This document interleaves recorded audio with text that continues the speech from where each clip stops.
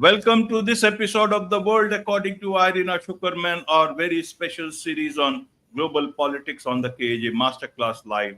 Irina Tsukerman is a US-based national security and human rights lawyer as well as a renowned geopolitical analyst. Her writings and commentary have appeared in diverse US and international media and have been translated to over a dozen languages. Every fortnight in the world, according to Irina Tsukerman, we traverse the geopolitical landscape and delve into pressing international issues and gain insight from Irina's expert perspective. Welcome to the show once again, Irina. Thank you so much. Glad to be here as always.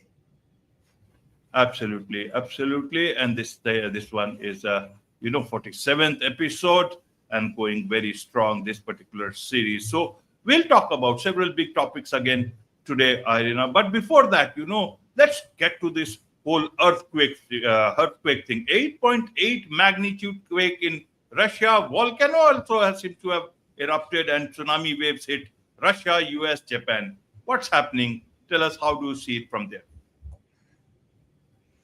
Well, we are seeing another huge natural phenomenon resulting in tsunami warnings and even tsunamis. Um, there's been a huge earthquake uh, over 8.5 in some locations, and it reached from Japan to the far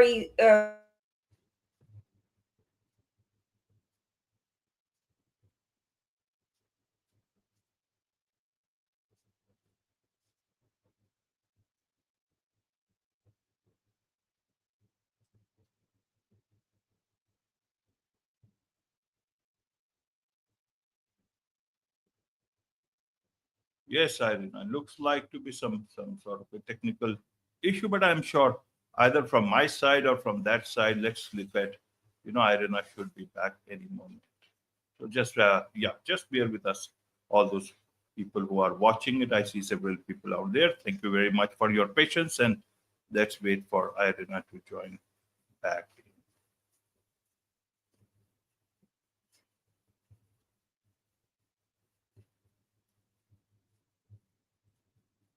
We'll just wait for Irina to be back. Some technical issue seems to be there, so let's just wait for that. We're waiting for Irina here.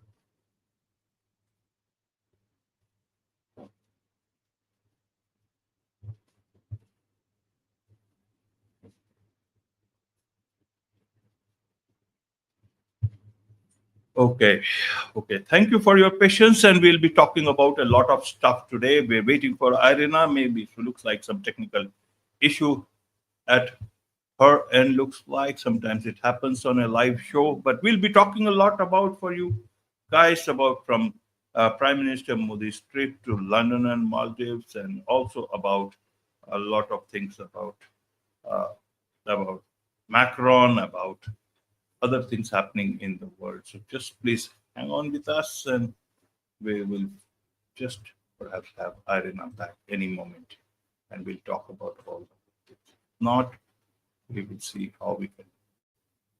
Yeah, looks like doesn't happen generally, but looks like, and looks like, we were talking about the earthquake, and looks like it is a different sort of a online tsunami that has swept our cables, perhaps. So let's wait. Just hang on. There's something which I'm trying to do here, and yes, just hang on for us. Just wait.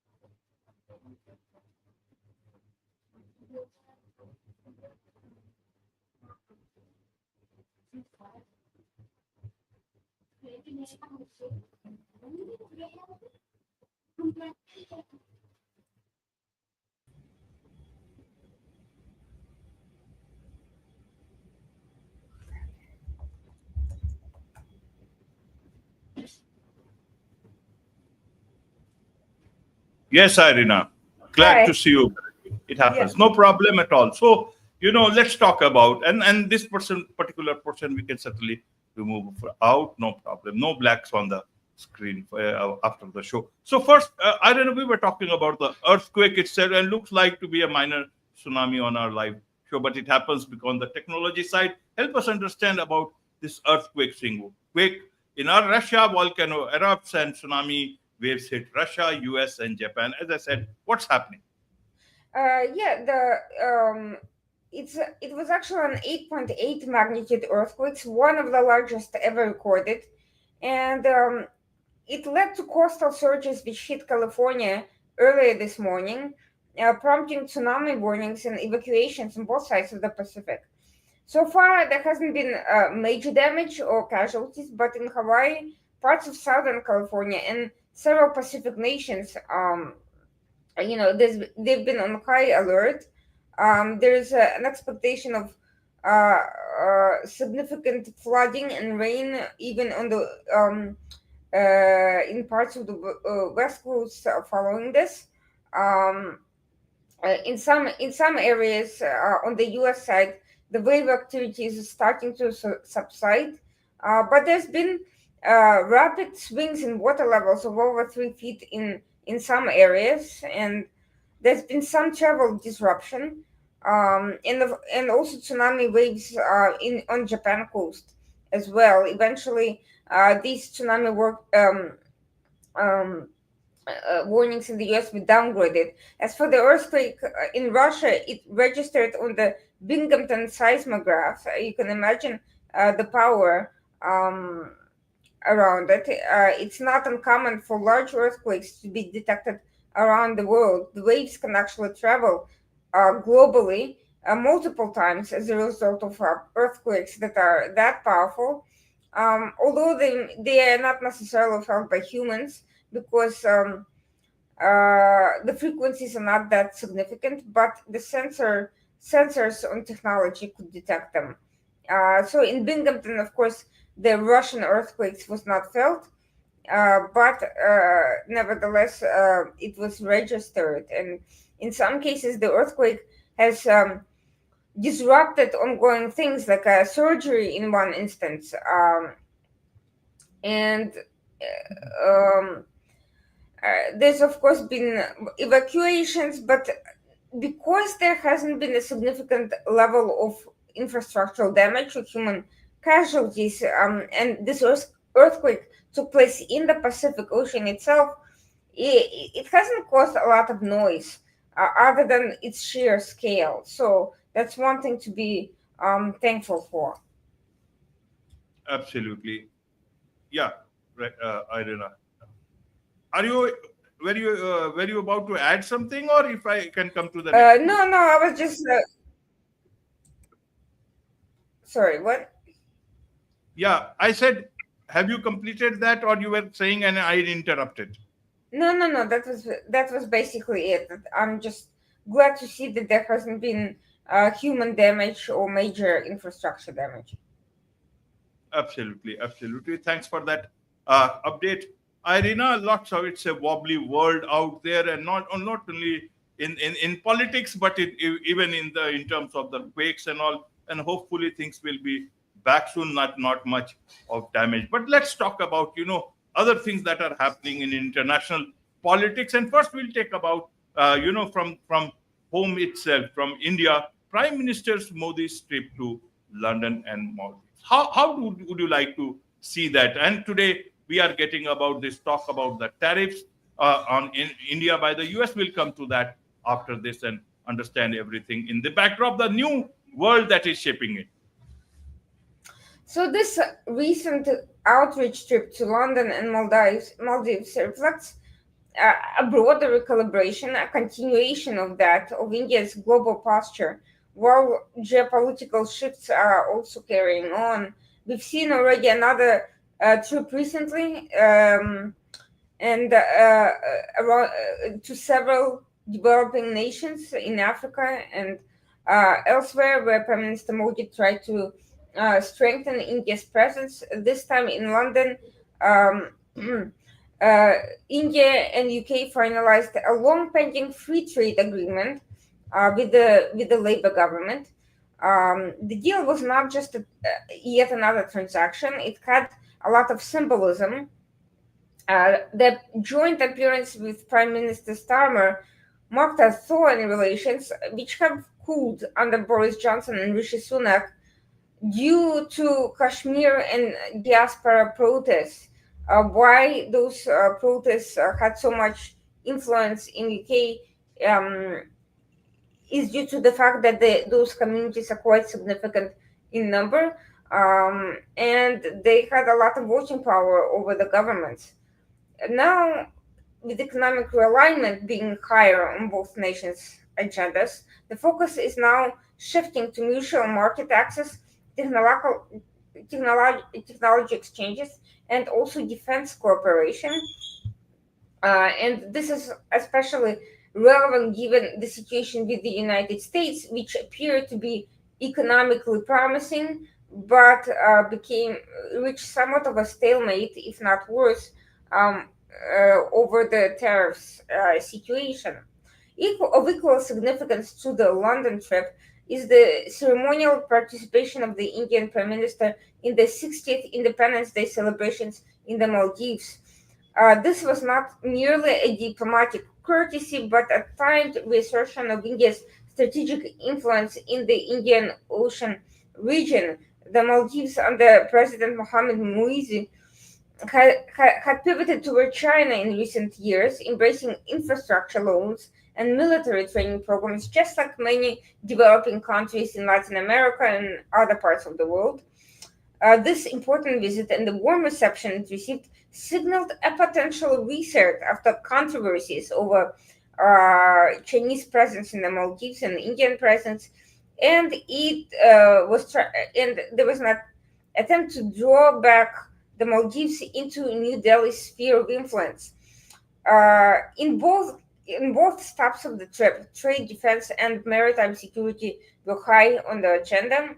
In London, Indian tech firms and green energy companies were getting various investment assurances. The UK, on the other hand, received guarantees of agricultural and pharmaceutical imports. In the Maldives, India extended a credit line for renewable energy projects and coastal surveillance systems. So, this is not simply an economic transaction, but also a strengthening of strategic ties. And this was a very calculated move by Prime Minister Modi, who steered away from ideological um, trends and instead leaned into India's strengths, which are market size, digital capacity, and extensive geopolitical leverage. Now, London is a very traditional Western capital. On the other hand, Maldives are a fairly small island. Mali is a small, symbolically vital island partner. But all of that underscores India's dual track diplomacy, which courts both global powers and regional neighbors to balance China's growing footprint. Um, Now, for in terms of home audiences, these visits were framed as examples of India's growing stature. There was, of course, a lot of coverage of the red carpet reception, ceremonial honors, and strategic deliverables. The opposition has been trying to criticize these travels uh, as essentially diverting attention from domestic economic concerns such as youth unemployment in terms of strategy. But to be honest, youth unemployment is an issue that's long term, whereas diplomatic achievements create resets that make combating these long term issues possible through investments, through economic growth, and so forth. Overall, this diplomatic swing has been tactically effective, strengthening these important bilateral frameworks. it did open new commercial pathways, and hopefully, if they implement it effectively, they will generate the sort of employment growth and opportunity growth that India hopes for, and also repositioned India as an indispensable Indo-Pacific partner, reinforcing Prime Minister Modi's image as a statesman capable of engaging both emerging markets and Western power centers on equal terms, an image that India has been trying to cultivate as a sort of unique posture, a sort of leader both in global communities and among international power centers and the global south. Absolutely, Irina. So, how should we look at? Is it you can say disentanglement from the U.S. Tariffs in that way, impact of that, or is it much more of a newfound close partnership between U.S. Between UK and India in terms of trade? Well, some of it is just exploiting the opportunities that are available. There's been a change in the UK governance, and there's been, an openness to India's involvement in the Maldives. So, of course, India, regardless of what happens in the US, is going to try to move on these opportunities. But it's also strategic messaging to different markets, to China, to other potential Indo-Pacific partners, and to the United States, that India is not isolated, not dependent on the U.S. markets, and is capable of pursuing free trade agreements. It's again, this is highly ironic because part of the reason for the imposition of the high 25% tariffs on India is that its own tariffs are too high, which is a reasonable criticism, but for the fact of how it's being handled, instead of offering to lower tariffs. And by the way, Prime Minister Modi, at the outstart of his trade negotiating cycle with President Trump, did offer some significant tariff-related concessions. President Trump instead tried to the brinksmanship approach of actually, instead of lowering tariffs and courting India to do the same reciprocally, instead actually did exactly the opposite, hoping to force India down from that ground. But India is a very large market. This is not a relatively small European country that has particular limitations or dependencies on energy. I don't think it will work out the way Trump thinks. Absolutely, absolutely. And now talking of tariffs on India by the US, 25% tariff, as well as an unspecified penalty. For this relationship with Russia and BRICS means what is the Trump administration trying to look at in these terms? What is it trying to say? And then they are saying again this time that it is still negotiating with India on trade, even after announcing this particular percentage of tariff. How do you look at it? How do you think India is looking at it? How do you think US is looking at the India US so-called friendly relations? And it wants to penalize India for its relationship with Russia and BRICS. What is happening out there, Irina? Well, I have to say that the Russia argument is basically an excuse for domestic audiences, because Trump's been criticized for being weak on Russia, and so he's trying to position himself as being strong on Russia than, say, India, which in some respects one could say is somewhat accurate, because India has had more trade with Russia than the US has, all things considered. But on the other hand, it's not altogether honest, because US has actually increased the metals it has been importing from Russia over the past couple of years. Trump has made no moves to sanction those metals or even some of the oligarchs attached to them.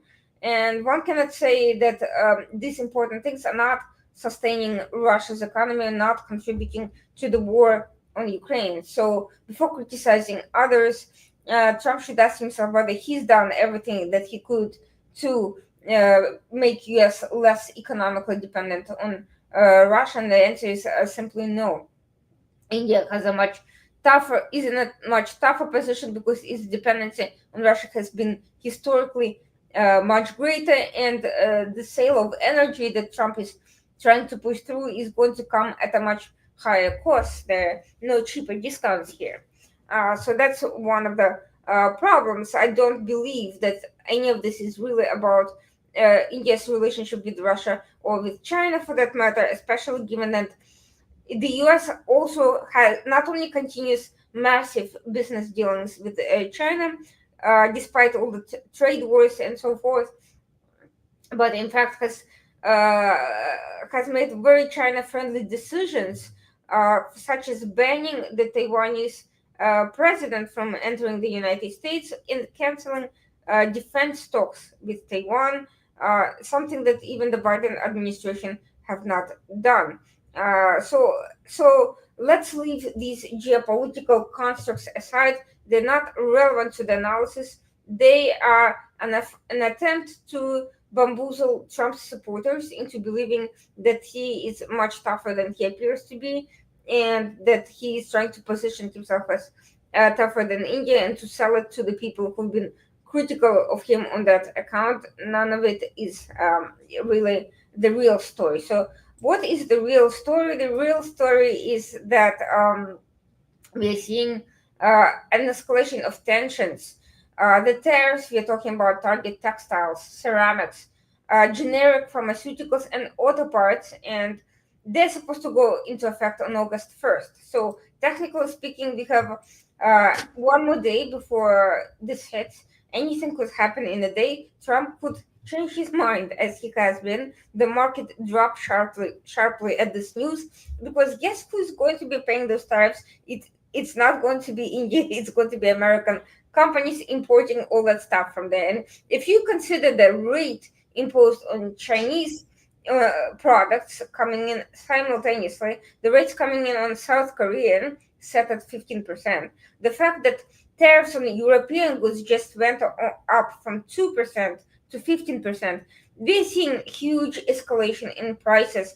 Someone posted a picture of remarkably terrible American Folgers coffee that I personally wouldn't pay $1 for, but a can of this product went up in price from 12 or $13, a very large quantity, as you can imagine, to $19. Again, why would anyone pay any money for that product is another question, but this is a very sharp uptick in price, and considering how many Americans use that coffee at home because it's relatively cheap compared to other coffee types, you can see that it really hits on disposable income for many middle class Americans.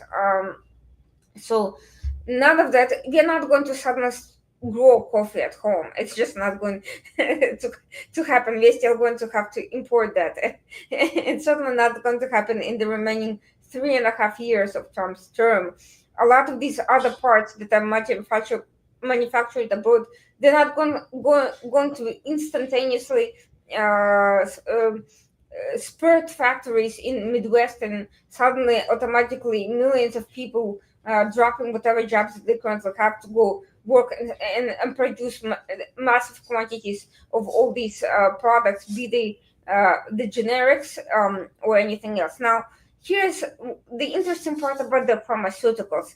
One of the big things is that American made big pharma products are being criticized for being very expensive. Why are they so expensive? Because R&D is expensive.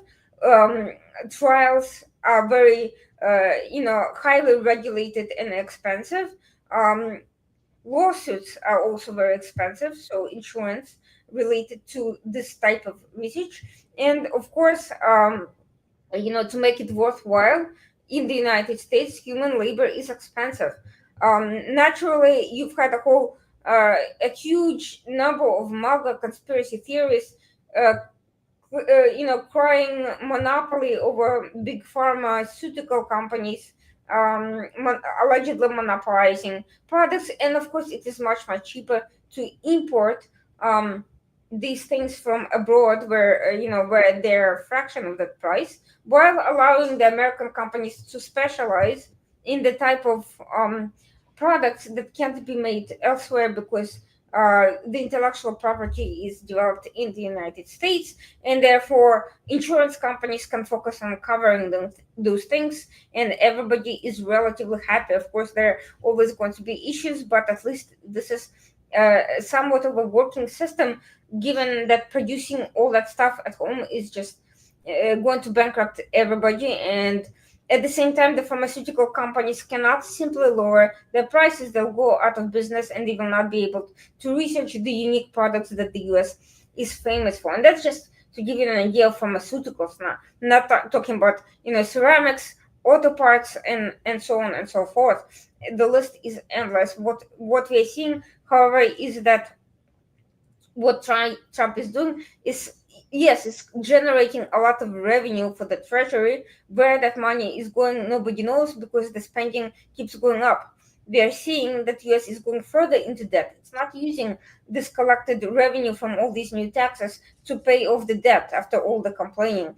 It's also not going back to the Americans. And to the extent that Senator Hawley proposed using that money to send checks to Americans, it would only be around $600. So you are redistributing the wealth from Americans who are paying those taxes, but the ultimate number people get is tiny compared to the prices they have to pay for all these products that they use every day. And who is ultimately winning, and what happens with all the rest?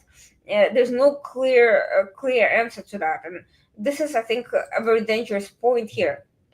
Now, the Indian government, of course, was extremely frustrated with the response.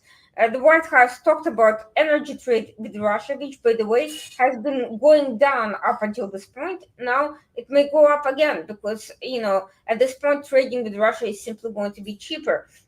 Currency management practices and participation in the BRICS plus alternative payment system. The problem with all of that is not that those are not necessarily legitimate concerns, but trying to force somebody to leave these alternative systems, although they're working better for India, is not necessarily going to work out all that well, because that shows that US is lacking creative solutions, and its own system is not so great that countries like India want to participate in it and do not see, if they're finding better alternatives, it means what we are offering right now is simply not good enough. And even if we squeeze BRICS plus whatever, if people are not satisfied with the status quo, they will always find another way to get around it. So we have to, I think, reevaluate what we are offering our partners. Why wouldn't they want to stay in the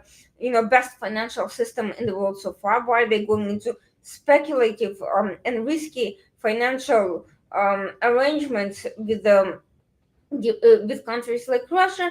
If there is a problem, how do we solve it? I don't see any of this taking place on the outside. I see this as being used as an excuse. I haven't seen any of that as part of trade discussions. It seems like a very last minute thing that was just pulled out of the hat to explain the tariffs, rather than as a process of serious, frustrating talks about these issues that have not been resolved for whatever reason. It doesn't sound like they were really taking place.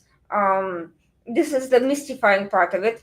Officials from India's Ministry of Commerce labeled the moves unjustified and retaliatory. Indian industry groups warned that tariffs could wipe out margins for thousands of small and medium exporters, particularly in states like Gujarat and Maharashtra. This textile industry alone could lose more than 1 billion annually in the US market share.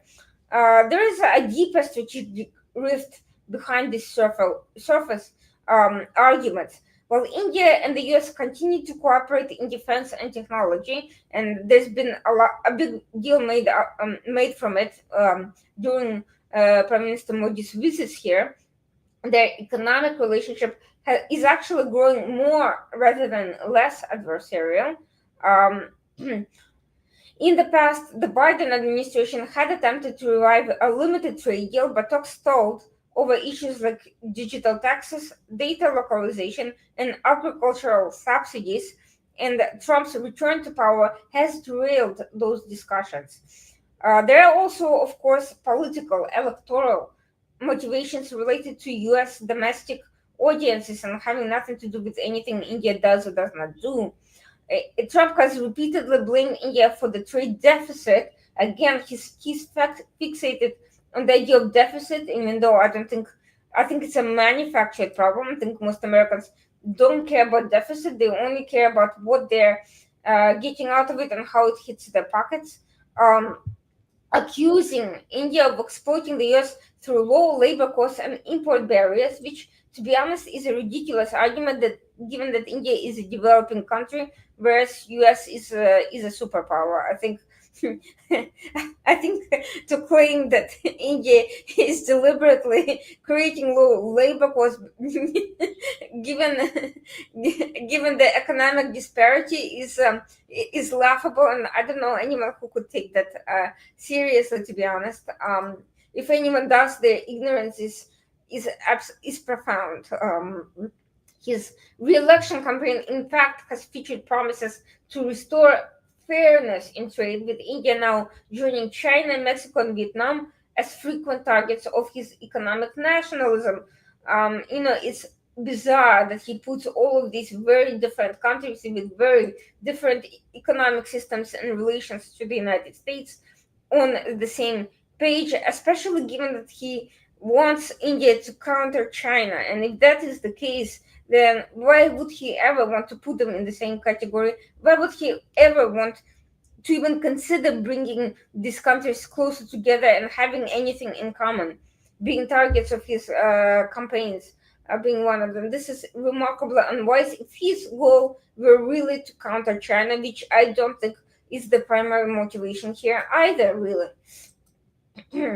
So, India, as of now, is exploring responses, which could include the imposition of mirror tariffs on US agricultural imports, cancellation of aircraft and energy contracts, which would be disastrous because this was one of the big Trump victories, these energy contracts and aircraft agreements. The members of Congress are wary of escalating too quickly, and they are hoping that back channel talks diffuse tensions, and Indian business leaders have called for renewed dialogue, urged both governments to focus on concluding a comprehensive trade agreement. This is coming at a time when India is trying to position itself as a manufacturing hub to replace China in global supply chains. The new levies threaten that ambition by reducing access to the world's largest consumer market. They also challenge the credibility of the Make in India campaign, which hinges on export growth and international partnerships.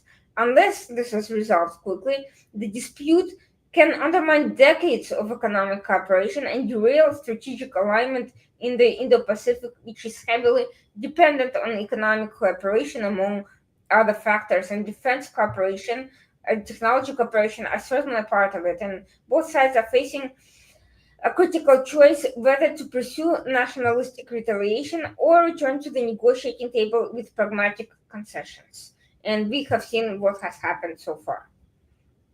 Absolutely, absolutely, Irina. So 12 around 14 hours to go for August. One from India. If you look at it from India's perspective, and something around 24 hours from the US time for these tariffs to kick in.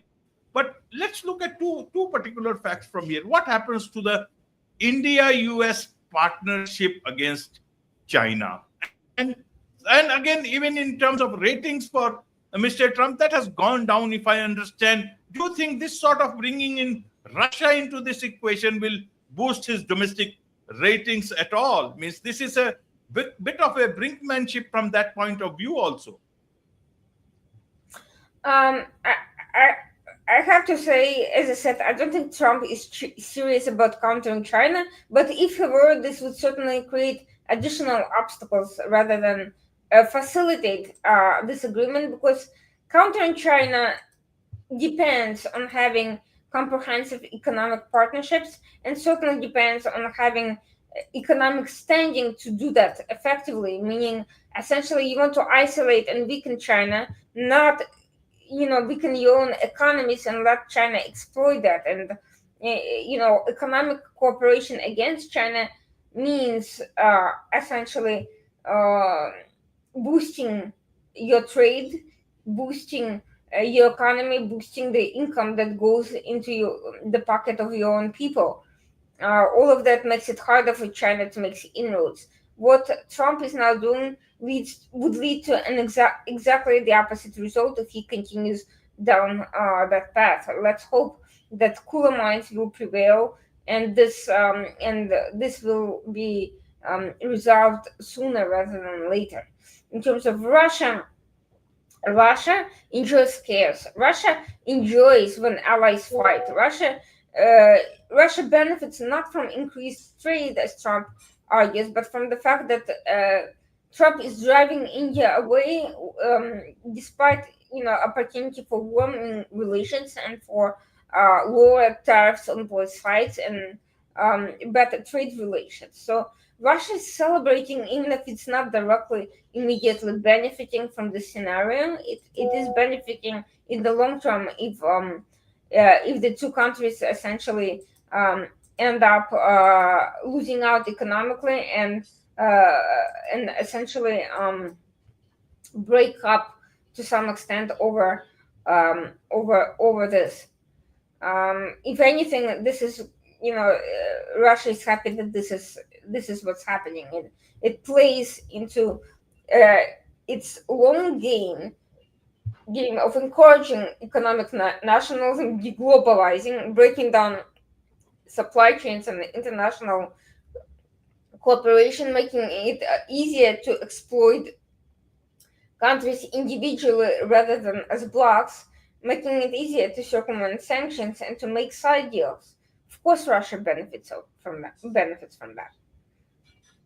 Absolutely, absolutely, Irina. And Mr. Trump is everywhere. He is into India-US deal. He is also into mentioning Russia, and he's also there. He was there in Scotland, and also perhaps on the Thai-Cambodia escalation and his mediation. We'll come to all that. First, let's look at his trip to Scotland. How should we look at it, Irina? Well, it was intended as a very narrow trip that was supposed to simply be, playing golf and enjoying some economic, benefits. Of course, it turned into something a lot more than that because global leaders, including Europeans, started lining up meetings that Trump was not particularly happy about. And of course, Trump had ended up concluding a major EU deal that, first of all, as I mentioned, raised the tariffs to 15%, but also mandated that Europe buys 750 billion dollars in U.S. energy, effectively substituting Russian gas for American. Of course, Europe has agreed to do that by 2027, to expediting its schedule, but still 2 years is some time, which means it has to pay double for the Russian gas it's already committed to, and now it has to figure out what to do about the more expensive American gas, and that's going to be a problem. Of course, uh,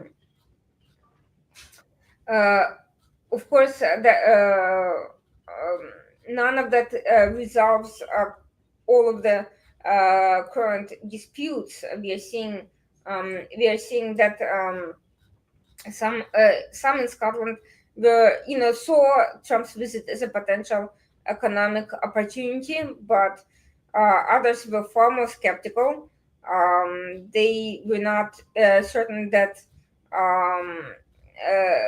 Trump has anything to offer Scottish economy, and of course, um, the visit started with a controversy over migration and Trump commenting, essentially lecturing UK about that. Um, and essentially the same people who who support him on migration were very happy about, but this those who were unhappy, were the people who think that that Trump has no business getting into other people's migration policies. Not to say that UK's policies are perfect, but there's been a growing internal concern of it without Trump anyway for its own domestic reasons. And if anything, Trump is making it easier for the opponents of that process to exploit his internal meddling. Of course, the Russians and Qataris who are funding the Scottish Independence Party are exploiting the situation to try to break the United Kingdom down altogether and to secede from the UK, to get a country to secede from the UK. In the past, Qatar has actually donated over $1 billion pounds to the Scottish Independence Party. Russia too has assisted significantly. Now, this trip was not supposed to be controversial. It was supposed to be a private visit to inaugurate a new golf course near Aberdeen. But the trip became a spectacle of political theater, business promotion, and personal legacy building, as well as controversy over the intermingling of public office and private gain. Now, this new golf course, it's actually a resort. It's a sprawling high-end development featuring luxury villas, a championship course, and a members-only clubhouse. The Who was attending the opening? Family members, Trump's family, select political allies, and high-profile figures from the golf world. The project is being promoted as a boost to local tourism and employment, though critics are saying that the promised economic benefits rarely materialize in such developments, especially when it comes to Trump. One example of that is a resort that Trump and his family were supposed to build in Oman, which appears to be nothing more than a thinly veiled cover for some sort of a money laundering operation. Nothing in the years, in over a decade since this project was being discussed, nothing has been built so far, although money have apparently changed hands. The visit was notable because Trump decided to travel on this semi-private trip that had nothing to do with his presidency, but was also not, strictly speaking, a vacation, and to promote the business during a period of a lot of domestic controversy, legal proceedings in the U.S., ongoing investigations into his business practices and political conduct, questions over Russiagate, questions over Jeffrey Epstein, have heightened scrutiny of his public appearances. But appearing in Scotland, Trump was trying to project confidence, defiance, using the platform to attack his critics and to tout his global influence. Now, the media, of course, focused heavily on the political undertones of what happened. In the many interviews and informal remarks that Trump made, he emphasized his continued relevance. Uh, he was somewhat impatient over all the meetings that various leaders lined up, but also tried to use it as an opportunity. Um, Environmental groups were unhappy about his construction projects, accusing them of damaging local ecosystems and flouting zoning regulations. Questions rose about Trump's use of international properties as instruments of soft power and personal brand promotion, even as he's a sitting president. Ethics are talking about the implications of a sitting president maintaining a global real estate empire while serving in office. And Trump still is, let's remember, in control of the Trump organization. So he is trying to set himself and his allies up for the 2026 congressional midterm election cycle, and also for the uh, later on for 2028. But all of it comes at an extremely bad time when there are multiple ongoing crises. Um, None of the wars have been resolved. There's a lot of domestic controversy, and now he raises even more controversy with this trip. Absolutely, absolutely. But Mr. Trump is a very peaceful man. He is bringing peace to even Thailand, Cambodia escalation. First, let's understand, what has happened, why these two countries suddenly went into almost in a war-like situation, several people killed on both sides. And again, Mr. Trump mediated. How did this whole now ceasefire has happened? Help us understand. How should we understand from this part of the world? What's the issue there? All right, so Thailand and Cambodia have had long-standing issues of nationalist variety, going back decades to assorted wars and skirmishes, and leaders from both countries accusing each other. There is cultural issues over claiming each other's cultural heritages and essentially competing their rivalries, their territorial claims, border disputes. It doesn't help that the Cambodian border is poorly defined and demarcated, which creates continuous opportunities for skirmishes on the borders, which is what started happening in May, and by July it blew up into much more serious attacks that threatened to escalate into war. In June, there was a scandal with the Thai prime minister who leaked a phone call involving Cambodian politicians, and she appeared to be, she called her Cambodian counterpart uncle, which indicated this familiarity and sympathy, and it made it look like she was playing for the other side. She was ultimately suspended, and this contributed to contributed to the political tensions, and made these violent skirmishes on the borders even more likely. And there's been all sorts of other legal and political issues. There's been prior episodes of these violent disputes. Nothing too major in recent years, but always hot enough to draw at least some attention. Uh, this late July skirmish was actually the most serious escalation since 2011. In this case, the proximate cause was a dispute over illegal logging and cross-border patrols, and quickly spiraled into a full-fledged armed confrontation, leaving over 30 soldiers and civilians dead on both sides. This clash took place in the disputed Praia Vihara region, which is a long contested area with overlapping historical claims and economic interests. So these deep-seated tensions have been simmering beneath the surface. There's also been ethnic divisions and illicit resource extraction networks. Cambodia accused Thailand of violating its territorial sovereignty. Thailand claimed it was responding to provocation and illegal incursions. There are also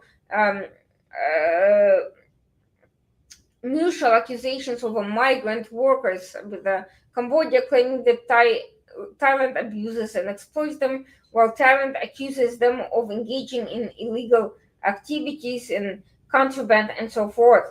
And both governments mobilized forces to the border and raising alarms across Southeast Asia uh, because of a possibility of a wider regional conflict. So everyone was surprised when Trump decided to intervene, because first of all, nobody thought he was paying attention.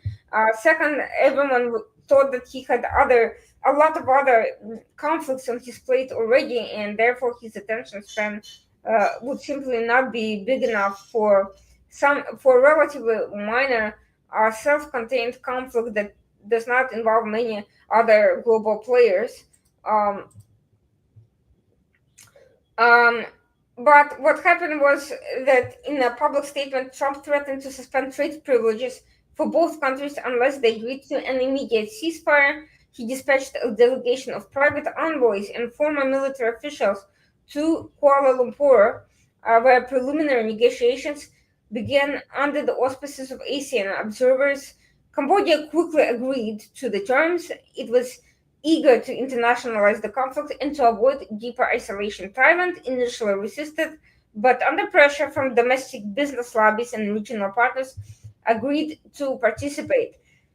Trump framed this mediation effort as a win-win for Asian stability and for American trade interests, reflecting his very transactional business style, underscoring Washington's declining reliance on formal institutions like the State Department in favor of ad hoc interventions. ASEAN welcomed de-escalation but was concerned that the precedent um, of a unilateral U.S. intervention essentially diminished the diplomatic stature of local players. Malaysia was acting as a regional facilitator and emphasized the need for more institutional solutions that are rooted in Asians' consensus model. China, which maintains strategic relations with both countries and actually benefits from these tensions, remained silent but later accused French colonialism of fueling the troubles. The ceasefire agreement was tentatively reached, but of course the tensions have not been fully resolved.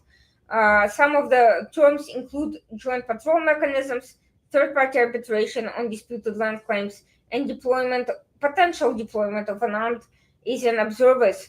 Tensions have eased, but it can all of that can break down very quickly. In the meantime, the truce has bought time, but so far has not fully brought peace.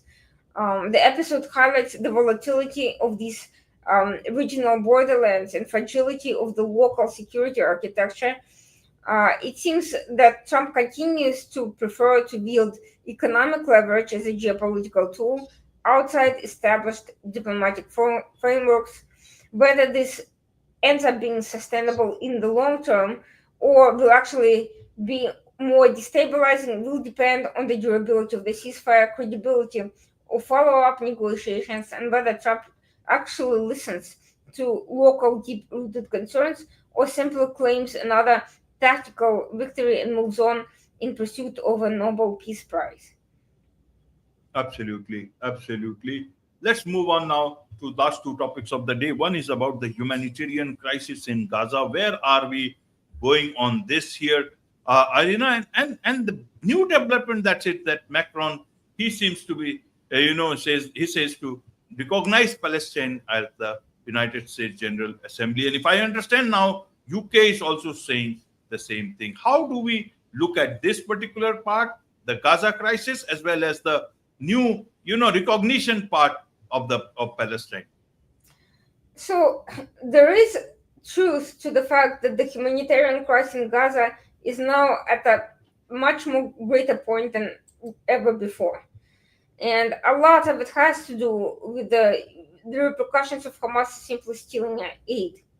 It's also true that Israel, for security reasons, has restricted vehicle access into Gaza at one point, but this has changed in the past few days. Israel has actually not only restored access and instituted humanitarian policies, but also agreed to renew the airdrop strategy of simply dropping aid down and letting people scramble. None of the methods have proven 100% effective. Uh, Israel at various points has even used satellites to show the movements of trucks into Gaza and the fact that it was the United Nations that was not delivering the aid. And in fact, some of the deliveries resumed after UN was exposed for not doing its job over the fact that they were unhappy that UNRWA, the aid agency dedicated specifically to the Palestinian issue, was excluded from the process and unfavored by Israel and the United States. Now, Israel and the US did start a semi-private effort, private on the US side, a private company, and Israel is formed something called basically it's a Gaza humanitarian fund. It did deliver many millions of food supplies and other humanitarian aid successfully, but at the same time, the security has not been the best. There's been a lot of chaos, and there's been shooting incidents where these distribution aid points ended up being infiltrated by Hamas or other local gangs. Violence occurred, IDF intervened, and occasionally civilians were shot at, and lethally so as well. So it became a very chaotic effort. Uh, the organization may have been imperfect. Hamas continued to try to cause problems.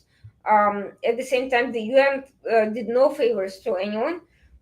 So the crisis that was at one point completely fictitious or artificial, to the extent it even existed, now also started becoming more of a reality in at least parts of Gaza. What's true, however, is of course various propagandists try to explore a real issue by essentially bringing in fake stories about children with unrelated medical conditions and trying to use them for sympathy points with the international community. The New York Times ultimately had to issue clarification in one such notorious incident, but the damage was already done. Israel was being accused of facilitating genocide.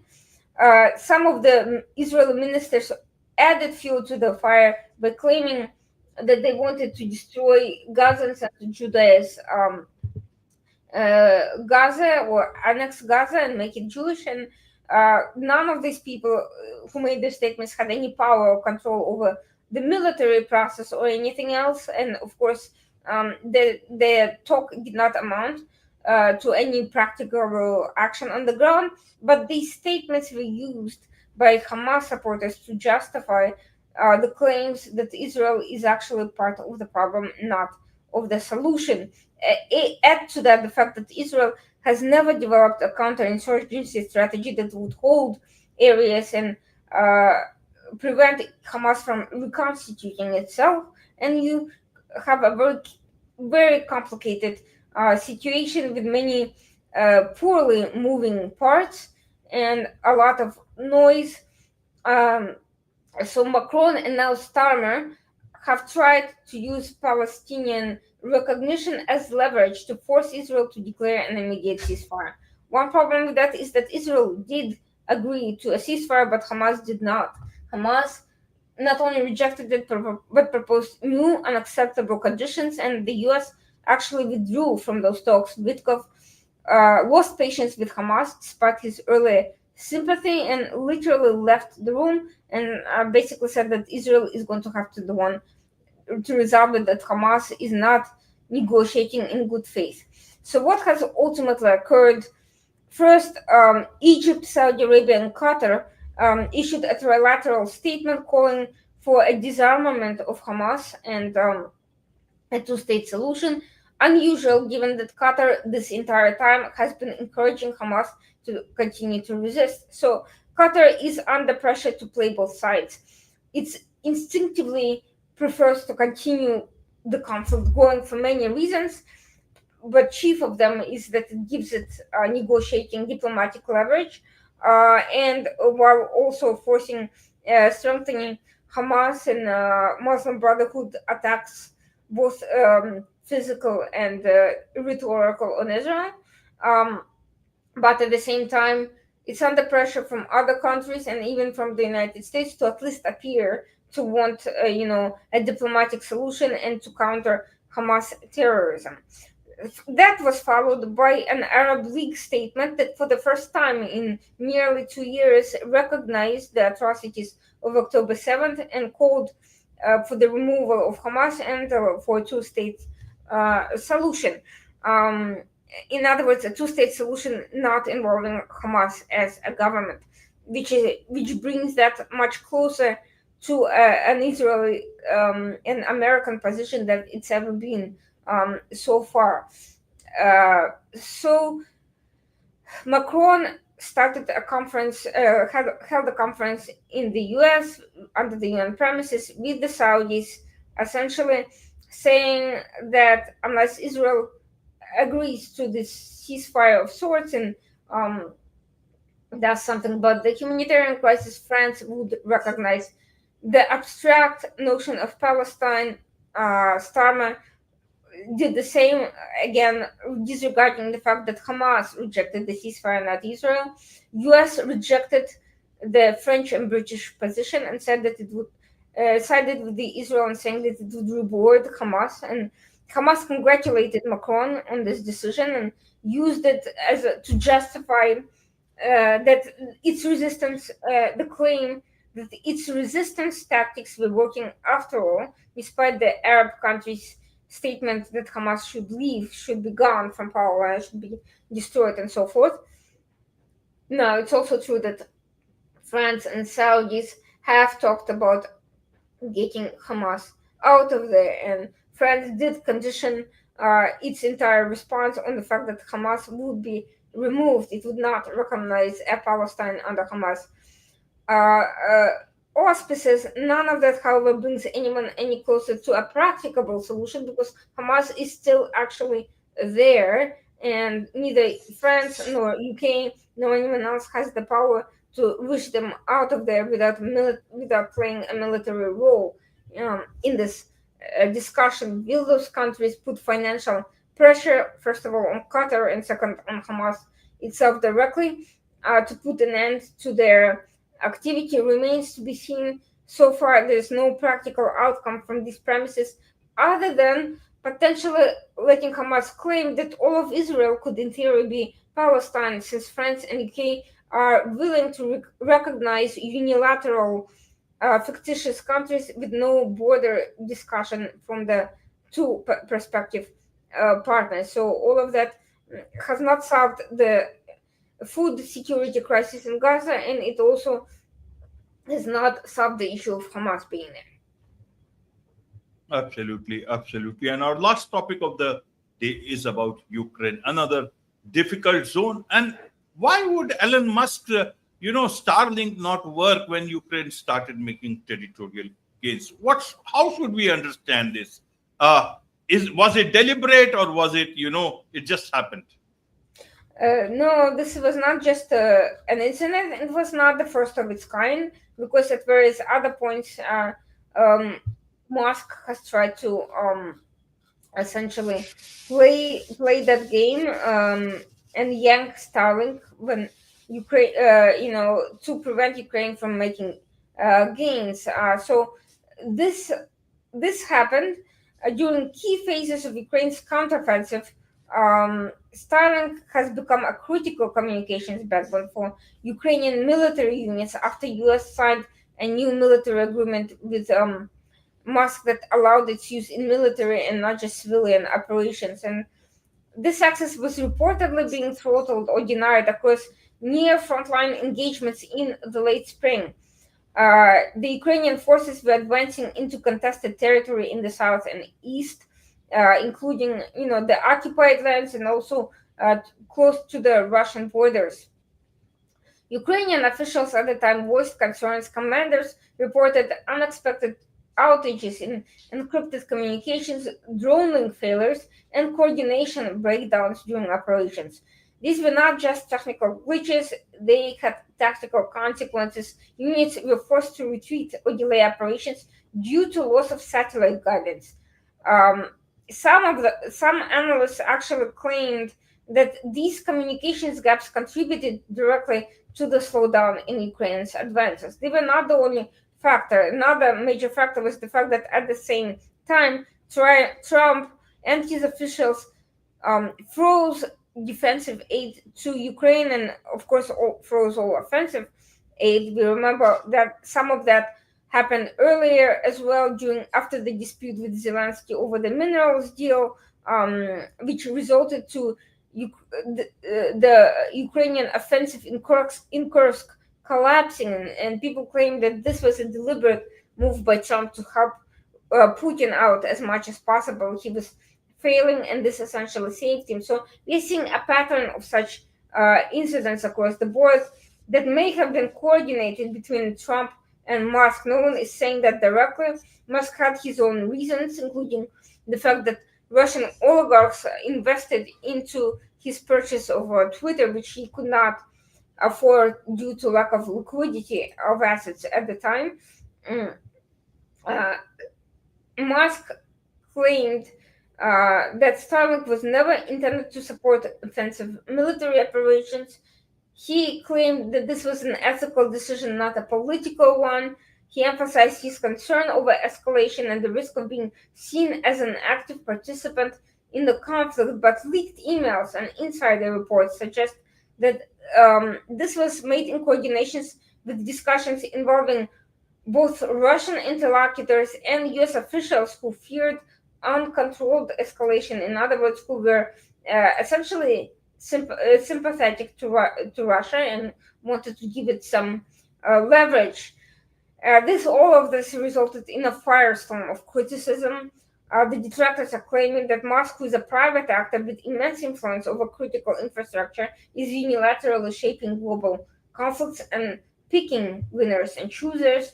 I'm not sure it's quite as easy as that. Whatever Musk's personal views, his contract obligations with the US government give at least as much leverage to the US government, which can simply deny additional contracts if Musk plays along, which leads me to believe that the US government was at least okay with that decision.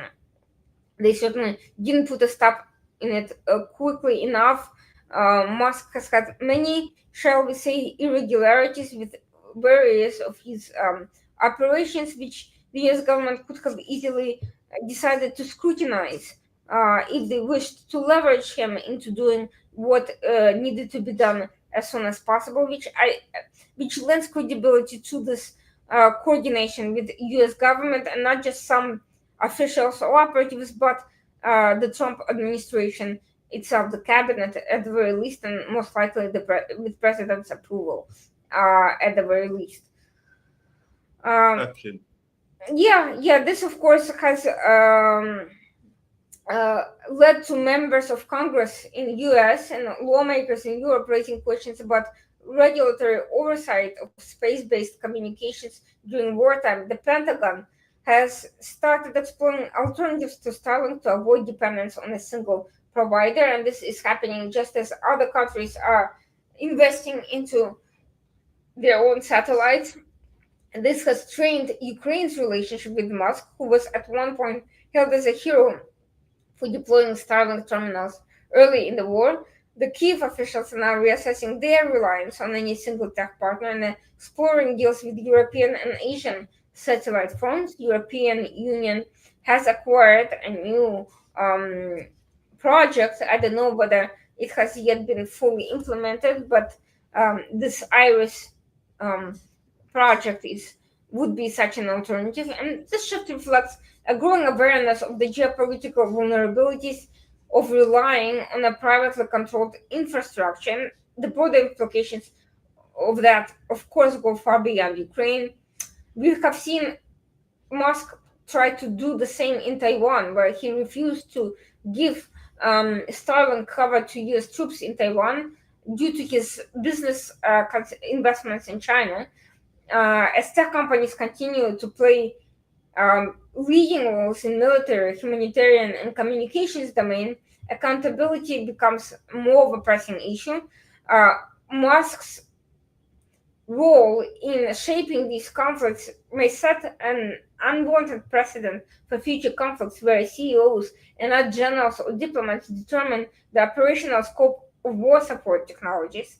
So we're seeing a huge ethical question over the convergence of tech and geopolitics and the fragility of modern defense systems reliant on private platforms, the risks of entrusting strategic infrastructure to actors with ambiguous loyalties and opaque decision-making processes. All of that is quite a mess.